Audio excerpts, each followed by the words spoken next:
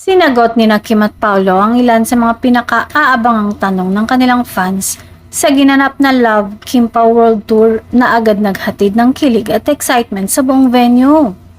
Sa Q&A portion ng show, kapansin-pansin ang pagiging game ng dalawa sa pagsagot, lalo na sa mga tanong na may kinalaman sa kanilang personal na buhay.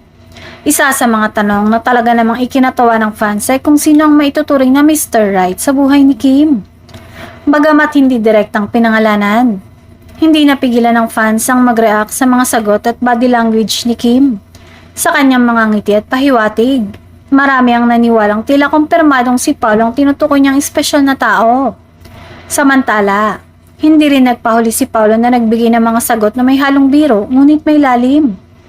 Kahit kilala siyang tahimik at reserved, napansin ng marami na mas nagiging expressive siya kapag si Kim ang kasama.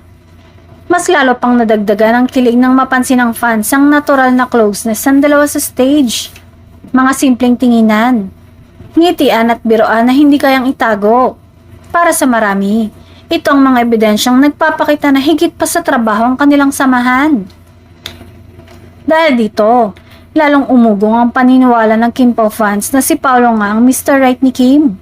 Kahit wala pang opisyal na kumpirmasyon, sapat na para sa kanilang consistency ng kanilang closeness sa loob ng 4 na taon.